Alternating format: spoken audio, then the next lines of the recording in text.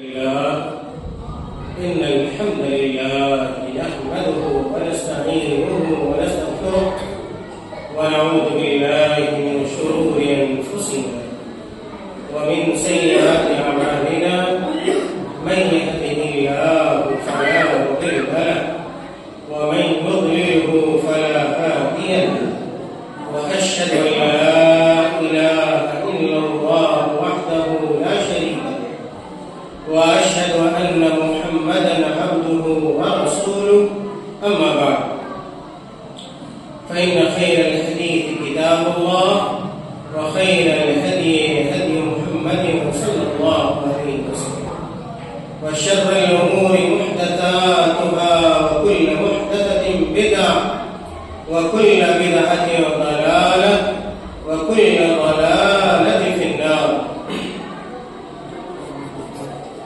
أعوذ بالله من الشيطان الرجيم. بسم الله الرحمن الرحيم. يا أيها الذين آمنوا اتقوا الله حق تقاته ولا تموتن إلا وأنتم مسلمون. يا أيها الناس اتقوا ربكم الذي خلقكم من نفس واحدة وخلق منها زوجها وبث منهما رجالا كثيرا ونساء واتقوا الله الذي تساءلون به والأرحام إن الله كان عليكم رقيبا. يا أيها الذين آمنوا اتقوا الله وقولوا قولا سديدا يصلح لكم أعمالكم ويغفر لكم ذنوبكم ومن يطع الله ورسوله فقد فاز فوزا عظيما. وقال تعالى في مقام آخر: شهر رمضان الذي أنزل فيه القرآن هدى للناس وبينات من الهدى والفرقان فمن شهد منكم الشهر فليصم.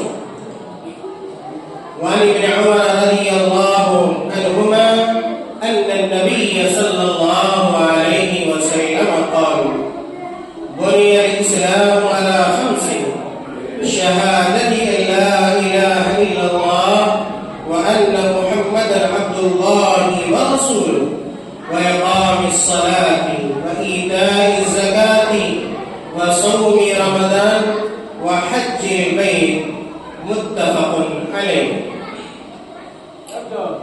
محترم حاضرین جمعہ، بزرگوں، بھائیوں، نوجوان ساتھیوں، پیارے بچوں اور میری آواز سننے والی پردہ نشین خواتین حضرات، اللہ رب العالمین نے ہمارے اور آپ کے اوپر ڈھیر ساری نعمتیں نچھاور کی. اللہ رب العالمین کی بہت ساری نعمتوں سے شب و روز ہم اور آپ مستفید ہوتے ہیں، فائدہ اٹھاتے ہیں. بہت سارے لوگ اللہ رب العالمین کی ان نعمتوں کو محسوس کر پاتے ہیں اور بہت سارے ایسے لوگ ہیں جو اللہ رب العالمین کی نعمتوں سے تو فائدہ ضرور اٹھاتے ہیں، لیکن ان کو اللہ رب العالمین کی نعمتوں کا احساس نہیں ہوتا. میرے بھائیوں، ہمیں اللہ رب العالمین کی نعمتوں کو سمجھنا چاہیے، احساس کرنا چاہیے اور اللہ رب العالمین کی نعمتوں کا ہمیں شکریہ بھی ادا کرنا چاہیے. اللہ رب العالمین کی بے شمار نعمتوں میں سے ایک نعمت رمضان کا مہینہ بھی، اور یہ مہینہ عنقریب سایہ فضل ہونے والا ہے، طلوع ہونے والا ہے، رمضان کا چاند نمودار ہونے والا ہے. میرے بھائیوں، ماہ رمضان عربی کے 12 مہینوں میں سے ایک مہینہ ہے، جس کو آپ یہ کہہ سکتے ہیں کہ عربی کے جو 12 مہینے ہیں ان میں سے 9واں مہینہ رمضان المبارک کا ہے، اور اس مہینے کی بڑی عظمت ہے، بڑی فضیلت ہے۔ عام مہینوں کی طرح یہ مہینہ نہیں ہے، بلکہ اس مہینے کی بہت ساری خوبیاں ہیں، بہت ساری خصوصیات ہیں، بہت سارے فضائل ہیں، جن فضائل کو ہمیں جاننا چاہیے، سننا چاہیے، اور اس مہینے سے یعنی رمضان کے مہینے سے ہر مسلمان کو بھرپور فائدہ اٹھانا چاہیے۔ پتہ نہیں کہ وہ کون لوگ ہوں گے جن کو آئندہ سال یہ مبارک مہینہ ملے گا یا نہیں ملے گا، یا یہ نصیب ہوگا یا نہیں ہوگا۔ اس لیے اگر اللہ رب العالمین کی کوئی نعمت اگر ہمیں مل رہی ہے اور اگر ہمیں حاصل ہے تو ہمیں اس میں کوتاہی نہیں کرنی چاہیے، غفلت نہیں برتنی چاہیے، سستی اور کاہلی کا شکار نہیں ہونا چاہیے، بلکہ جو عبادتیں ہیں ان عبادتوں کو بروئے کار لانا چاہیے، اور اللہ رب العالمین کے اجر و ثواب سے اپنے دامن مراد کو بھرنے کی بھرپور سعی ہونی چاہیے۔ میرے بھائیوں، آج کے خطبہ جمعہ میں بڑے اختصار کے ساتھ میں آپ کے سامنے ماہ رمضان کی خوبیوں کو بیان کرنے کی کوشش کروں گا کہ اس ماہ رمضان کی خصوصیات کیا ہیں۔ قرآن اور احادیث کے دلائل بھی آپ کے سامنے ذکر کیے جائیں گے۔ میرے بھائیوں، رمضان المبارک کی سب سے بڑی خوبی اور سب سے پہلی اور اہم خصوصیت یہ ہے کہ رمضان المبارک کے مہینے کے روزے کو اللہ رب العالمین کے ہاں بڑا اعتبار حاصل، بلکہ اللہ کے رسول صلی اللہ علیہ وسلم نے رمضان کے روزے کو اسلام کا چوتھا رکن قرار دیا۔ آپ ایسے سمجھیں کہ اسلام گویا ایک گھر ہے، ایک عمارت ہے، اور اس عمارت کی بنیاد 5 پلرز پہ ہے، 5 کھمبے پہ ہے، اور ان 5 کھمبوں میں سے ایک اہم ترین کھمبا اور پلر یہ روزہ ہے، جس کو ہم رکن صیام کہتے ہیں، یعنی کہ 5 ارکان میں سے ایک رکن رمضان کے مہینے کا روزہ رکھنا ہے۔ اللہ رب العالمین نے قرآن کریم میں اس رکنیت کی طرف اور روزے کے رکن کی طرف اشارہ کیا، جو آیت کریمہ میں نے پڑھی آپ کے سامنے، سورۃ البقرہ کی آیت نمبر 185۔ اللہ رب العالمین بیان فرماتے ہیں، شہر رمضان الذی انزل فیہ القرآن، کہ دنیا کے مسلمانوں سنو کہ شہر رمضان، کہ یہ رمضان کا مہینہ یہ کوئی عام مہینہ نہیں ہے، الذی انزل فیہ القرآن، بلکہ رمضان کا مہینہ وہ بابرکت مہینہ ہے، وہ عظیم ترین مہینہ ہے، الذی انزل فیہ القرآن، جس میں اللہ تعالیٰ نے قرآن کو نازل کیا ہے۔ اور یہ قرآن کیا ہے؟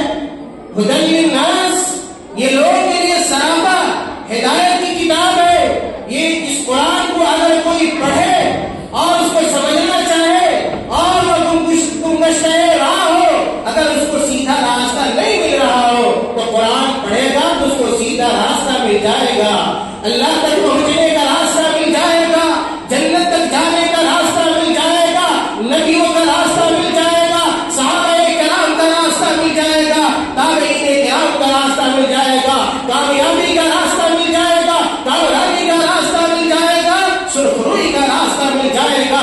یہ قرآن کی برکت ہے۔ اللہ تعالیٰ نے کہا ھدی للناس، یہ قرآن لوگوں کے لیے باعث ہدایت ہے، وبینات من الہدی والفرقان، اور اس قرآن کریم کے اندر نشانیاں ہیں۔ کس بات کی نشانیاں ہیں؟ اللہ تعالیٰ نے کہا ہدایت کی نشانیاں ہیں، اور اسی طرح حق و باطل کی نشانیاں ہیں. اگر آپ قرآن پڑھیں گے، قرآن سے لگاؤ رکھیں گے، قرآن سے اگر اپنا رشتہ مضبوط رکھیں گے تو آپ کو پتہ چلے گا حق کیا ہے، باطل کیا ہے، صحیح کیا ہے، غلط کیا ہے، حلال کیا ہے، حرام کیا ہے، اچھا کیا ہے، برا کیا ہے. ان ساری چیزوں کی پہچان میرے بھائی قرآن کریم سے ہوتی ہے. اللہ رب العالمین نے انہی باتوں کی طرف اشارہ کیا اور کہا وَبَيِّنَاتٍ مِّنَ الْهُدَى وَالْفُرْقَانِ.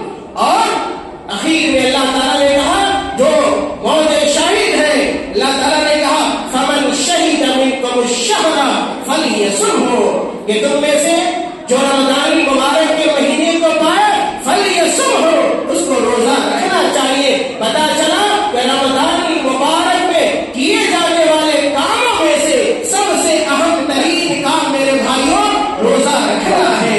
اسی طرح میں نے حدیث پڑھی آپ کے سامنے، حضرت عبداللہ بن عمر رضی اللہ تعالیٰ عنہما بیان کرتے ہیں. امام بخاری رحمۃ اللہ علیہ اور امام مسلم رحمۃ اللہ علیہ نے اس حدیث کو اپنی صحیح کے اندر بیان فرمایا. بڑی مشہور روایت ہے. اللہ کے رسول صلی اللہ علیہ وسلم نے کہا بنی الاسلام علی خمس، اسلام کی بنیادیں 5 باتوں پر ہیں. اسلام کی بنیادیں 5 باتوں پر ہیں اور ان 5 باتوں میں سے پہلی بات یہ ہے کہ شہادت اللہ الہ الا اللہ، ایک مسلمان اس بات کی گواہی دے کہ اللہ کے علاوہ کوئی معبود برحق نہیں ہے. اگر اس روئے زمین پر کسی کی عبادت کی جائے گی، کسی کے لیے اگر رکوع کیا جائے گا، سجدہ کیا جائے گا، قربانی کی جائے گی، نذر و نیاز اگر ہوگا تو وہ اللہ رب العالمین کی ذات واحد ہے. اس کے علاوہ کوئی ایسی ذات نہیں جس کے لیے عبادت کی جا سکے، چاہے وہ عبادت چھوٹی ہو یا ایک بڑی ہو. تمام تر عبادتوں کا مستحق رب ذوالجلال ہے، خالق کائنات، مالک ارض و سما ہے. میرے بھائیوں یہ اسلام کا پہلا رکن ہے. اس کے بعد اللہ کے رسول صلی اللہ علیہ وسلم نے بیان فرمایا کہ اسلام کا دوسرا رکن کیا ہے. اسلام کا دوسرا وَأَنَّ مُحَمَّدًا عَبْدُ اللَّهِ وَرَسُولُهُ، ایک مسلمان اس بات کی گواہی دے کہ محمد صلی اللہ علیہ وسلم اللہ کے بندے، اللہ کے بندے ہیں. وَرَسُولُهُ، اور محمد صلی اللہ علیہ وسلم اللہ کے بندے کے ہونے کے ساتھ ساتھ اللہ تعالیٰ کے بھیجے ہوئے آخری رسول بھی ہے، آخری نبی بھی ہے. یہ اسلام کا دوسرا رکن ہے. تیسرے رکن کی طرف اللہ کے رسول صلی اللہ علیہ وسلم نے اشارہ کیا اور کہا وَإِقَامِ الصَّلَاةِ، وَإِقَامِ الصَّلَاةِ، کہ اسلام کے 5 ارکان میں سے ایک رکن یہ بھی ہے وَإِقَامِ الصَّلَاةِ، نماز کو قائم کیا جائے، نماز کو قائم کیا جائے، نماز کو اس طرح پڑھا جائے جس طرح اللہ کے رسول صلی اللہ علیہ وسلم نے نماز کو پڑھا ہے. اور اللہ کے رسول صلی اللہ علیہ وسلم نے کہا بھی صلوا کما رأیتمونی اصلی، اے میری امت کے لوگوں، اے میرے صحابہ، تم لوگ اسی طرح نماز پڑھا کرو جس طرح تم لوگوں نے مجھے نماز پڑھتے ہوئے دیکھا ہے. پتا چلا کہ ایک مسلمان ہونے کے لیے ضروری ہے کہ وہ نماز کو قائم کرے، نماز سے غافل نہ ہو، نماز سے دور نہ ہو، مسجد سے دور نہ ہو. میرے بھائیوں آج دیکھیں کتنے ایسے لوگ ہیں جو اپنے آپ کو مسلمان کہتے ہیں، ان کے نام مسلمانوں جیسے ہوتے ہیں، ان کی پیدائش مسلمان گھرانوں میں ہوتی ہے، لیکن نماز سے کوئی لینا دینا اور کوئی ناتا رشتہ میرے بھائیوں نہیں ہوتا. یہ قابل افسوس معاملہ ہے. اس لیے ہر آدمی کو اپنے پر غور کرنا چاہیے اور اپنے اندر پائی جانے والی کمیوں کو، کوتاہیوں کو اور بے راہ رویوں کو دور کرنے کی بھرپور کوشش کرنی چاہیے. پتا چلا کہ اسلام کا تیسرا رکن اقامت الصلاۃ ہے، نماز کو قائم کرنا ہے. یہ نہیں کہ دل میں آیا تو نماز پڑھ لیا، رمضان آیا نماز پڑھ لیا، رمضان ختم ہوا اور نماز کو پھر تہ کر کے پہچانے اور سرحانے ڈال دیا. میرے بھائیوں ایک اچھے مسلمان کی یہ پہچان نہیں ہے، بلکہ وَاعْبُدْ رَبَّكَ حَتَّىٰ يَأْتِيَكَ الْيَقِينُ. اللہ تعالیٰ نے کہا کہ ایک مسلمان پوری زندگی اللہ کی عبادت کرتا ہے. جس طرح رمضان میں اللہ کی عبادت کرتا ہے، نماز کا اہتمام کرتا ہے، تو میرے رمضان میں بھی اللہ رب العالمین کی عبادت کرتا ہے، نماز کا اہتمام کرتا ہے. اسی طرح اللہ کے رسول صلی اللہ علیہ وسلم نے کہا وَإِيتَاءِ الزَّكَاةِ، وَإِيتَاءِ الزَّكَاةِ، کہ اسلام کا چوتھا رکن، اسلام کا چوتھا رکن یہ ہے کہ اگر آدمی صاحب نصاب ہے، اتنا اس کے پاس مال ہے، اتنی دولت ہے، اتنا سرمایہ ہے، جس کے اوپر اگر زکات واجب ہوتی ہے تو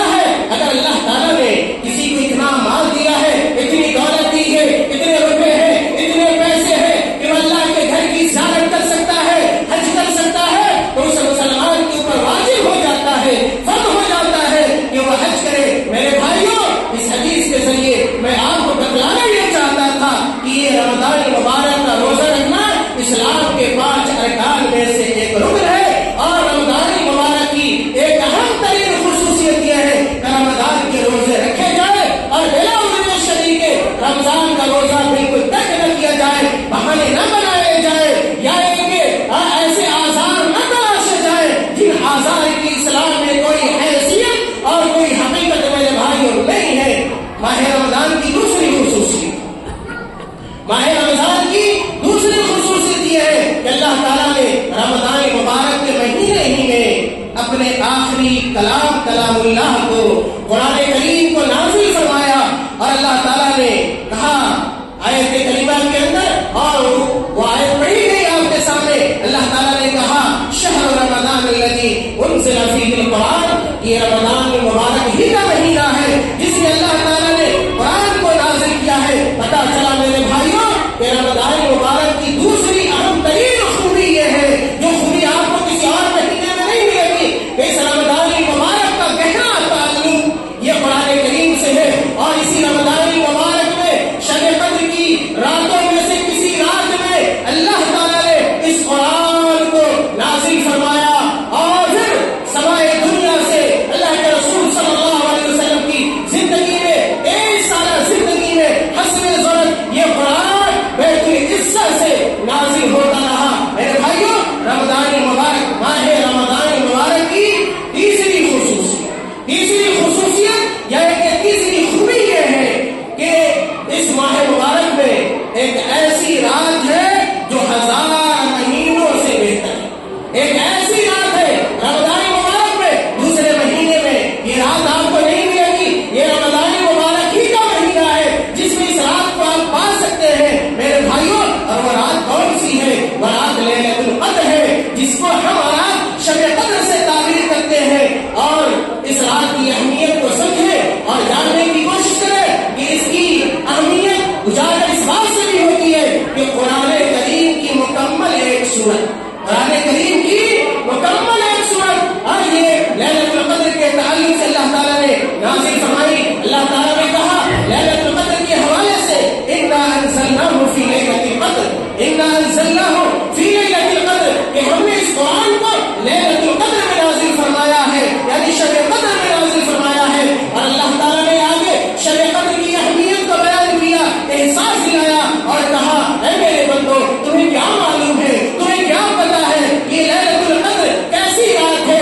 یا کہ شب قدر کا کتنا اجر ہے، کتنا ثواب ہے اس آدمی کے لیے جو اس رات کو پا لیتا ہے۔ وما ادراک ما لیلۃ القدر، میرے بھائیوں اس آیت کریمہ سے، اس سورت سے یہ پتہ چلتا ہے کہ لیلۃ القدر کی بڑی اہمیت ہے۔ اس لیے آدمی کو تغافل نہیں برتنا چاہیے، غفلت نہیں برتنی چاہیے، بلکہ اس رات کو تلاش کرنا چاہیے، جس طرح اللہ کے رسول صلی اللہ علیہ وسلم اپنے بال بچوں کے ساتھ بیدار ہوتے تھے، لیلۃ القدر کو تلاش کرتے تھے۔ لیلۃ القدر کا معنی بعض لوگ یہ سمجھتے ہیں کہ بہت یہ کھانے پینے کی رات ہے، یا کہ گھومنے پھرنے کی رات ہے، ٹہلنے کی رات ہے، سیر سپاٹے کی رات ہے۔ میرے بھائیوں لیلۃ القدر کا معنی یہ ہے اس رات کو میں جگہ جائے، اس شب بیداری کی جائے اور اللہ کی عبادت کی جائے، نہ کہ کیا ہے موج مستی کی جائے، ہنگامہ کیا جائے، جیسا کہ آج بہت ساری بستیوں میں اور بہت ساری مسجدوں کے اندر میرے بھائی ہنگامہ آرائی کی جاتی ہے، جس کی کوئی دلیل شریعت کے اندر موجود نہیں ہے۔ میرے بھائی اللہ کے رسول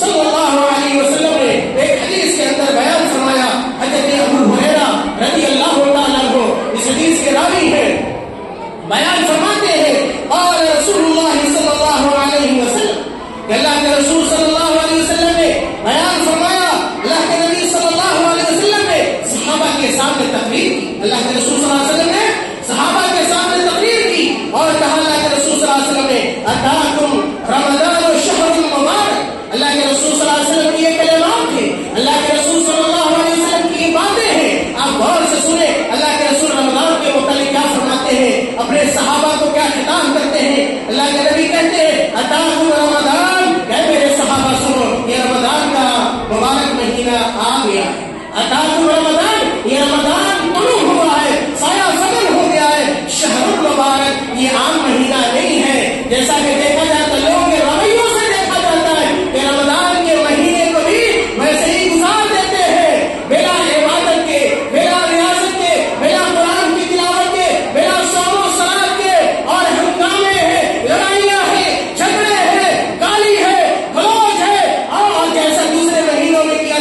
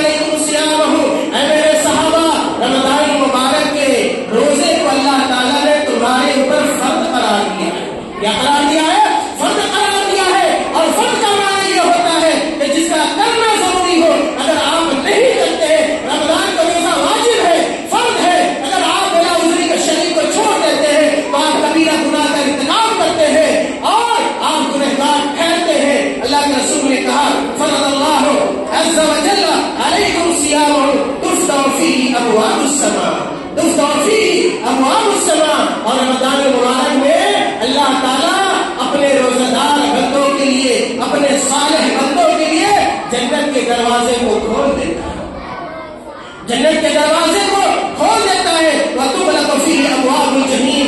اللہ کے رسول نے کہا کہ ماہ مبارک میں، ماہ رمضان میں جہنم کے دروازے بند کر دیے جاتے ہیں. وَتُغَلُّ فِيهِ مَرَدَةُ الشَّيَاطِينِ.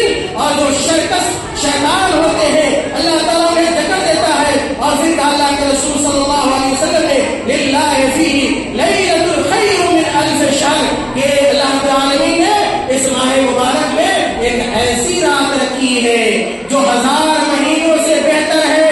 من حرم خیرہا فقد حرم. اور اللہ کے نبی نے کہا کہ اس بابرکت رات سے محروم ہو گیا. سویا رہنے والے ایسے لوگ ملیں گے آپ رمضان میں جو دن میں بھی سوتے ہیں، رات میں بھی سوتے ہیں. شب قدر کا کوئی اہتمام نہیں پایا جاتا، قرآن کریم کی تلاوت نہیں ہوتی ہے، نوافل کا اہتمام نہیں کیا جاتا ہے، یہاں تک کہ فرض کا بھی اہتمام نہیں ہوتا ہے، تراویح کا بھی اہتمام نہیں ہوتا ہے. میرے بھائیوں، تراویح کا اہتمام کیجیے، لیلۃ القدر میں بیدار ہوئیے، اللہ کی عبادت کیجیے. اللہ کے رسول نے کہا من حرم خیرہا فقد حرم. جو آدمی شب قدر سے محروم رہ گیا وہ بڑی نیکی سے اور بڑے اچھے کام سے محروم رہ گیا. میرے بھائیوں، اسی طرح شب قدر کے حوالے سے اللہ کے رسول صلی اللہ علیہ وسلم نے بیان فرمایا. صحیح بخاری اور صحیح مسلم کی روایت ہے. اللہ کے رسول صلی اللہ علیہ وسلم کا ارشاد گرامی ہے من قام لیلۃ القدر ایمانا واحتسابا غفر له ما تقدم من ذنبه. کہ اگر کوئی آدمی ایمان کے ساتھ اور احتساب کے ساتھ یعنی اللہ رب العالمین سے اجر و ثواب کی امید کرتے ہوئے، ریاکاری کے لیے نہیں، دکھاوے کے لیے نہیں، شہرت کے لیے نہیں، بلکہ اگر آپ ایمان کے ساتھ اور اللہ رب العالمین کے اجر و ثواب کے احساس کے ساتھ اگر آپ لیلۃ القدر کا اہتمام کرتے ہیں، قیام کرتے ہیں اور قیام اللیل کرتے ہیں، تو اللہ کے رسول صلی اللہ علیہ وسلم نے کہا غفر له ما تقدم من ذنبه. کہ ایسے آدمی کے سابقہ گناہ جو چھوٹے چھوٹے گناہ ہوتے ہیں جن کے بارے میں کبھی ہم سمجھ پاتے ہیں اور کبھی سمجھ نہیں پاتے ہیں، ایسے چھوٹے چھوٹے گناہوں کو اللہ تعالیٰ شب قدر کے قیام کی برکت کی وجہ سے معاف فرما دیتا ہے. میرے بھائیوں، یہ تیسری خصوصیت ماہ رمضان کی تھی. اس مہینے میں ایک ایسی رات ہے جو 1000 مہینوں سے بہتر ہے. اور چوتھی اور میرے خیال میں آخری بہت ساری خصوصیات ہے. ماہ مبارک کی بہت ساری خوبیاں ہیں، لیکن وقت کو سامنے رکھتے ہوئے یہ چوتھی خصوصیت یہ ہے کہ اگر کوئی آدمی اس ماہ مبارک میں ایمان کے ساتھ اور احتساب کے ساتھ، جیسا کہ ابھی بتلایا گیا احتساب کا معنی کیا ہوتا ہے، اگر کوئی آدمی رمضان کے روزے کو رکھتا ہے، قیام اللیل کا اہتمام کرتا ہے، تراویح کا اہتمام کرتا ہے، اور رمضان مبارک میں قیام اللیل یہی ہے کہ آدمی تراویح کا اہتمام کرے. دیکھا یہ جاتا ہے جب رمضان شروع ہوتا ہے بڑا جوش، بڑا خروش اور بڑی خوشی ہوتی ہے، لیکن جیسے جیسے رمضان کا دن گزرتا جاتا ہے لوگ کے جوش و خروش میں کمی واقع ہوتی رہتی ہے اور مسجد سے لوگ غائب ہونا شروع ہو جاتے ہیں. پھر وہی 150 باقی رہتی ہے اور بقیہ سارے لوگ اپنے گھروں میں سو رہے ہوتے. میرے بھائیوں، یہ طریقہ قیام اللیل کا نہیں ہے. جس جوش کے ساتھ آپ اس مہینے کا استقبال کرتے ہیں اور ابتدا شروعات کرتے ہیں، وہی جوش، وہی خروش اور وہی امنگ آپ کے اندر پورے مہینے باقی رہنا چاہیے. میرے بھائیوں، اللہ کے رسول صلی اللہ علیہ وسلم نے فرمایا کہ من صام رمضان ایمانا واحتسابا غفر له ما تقدم من ذنبه. کہ جو آدمی ایمان اور اللہ کے اجر کے لیے ماہ مبارک کا روزہ رکھتا ہے، اللہ تعالیٰ اس کے سارے پچھلے گناہوں کو، چھوٹے گناہ یعنی صغیرہ گناہوں کو معاف فرما دیتا ہے. اور اسی طرح اللہ کے رسول صلی اللہ علیہ وسلم نے کہا ومن قام رمضان ایمانا واحتسابا غفر له ما تقدم من ذنبه. کہ جو آدمی ایمان کے ساتھ اللہ پر ایمان رکھتے ہوئے اور نیکی اور ثواب کی نیت سے جو قیام اللیل کرتا ہے، تراویح کا اہتمام کرتا ہے، اللہ تعالیٰ اس کے گناہوں کو بھی معاف فرما دیتا ہے. اور یہ بات گزر چکی کہ ماہ مبارک میں جنت کے دروازے کھل جاتے ہیں، جہنم کے دروازے بند کر دیے جاتے ہیں. اور یاد رکھیے کہ اللہ تعالیٰ اس ماہ مبارک میں ہر دن، ہر رات افطار کے وقت اپنے بہت سارے بندوں کو جہنم سے آزاد بھی کرتا ہے. اس لیے ہمیں دعا کرنی چاہیے کہ اس مہینے کو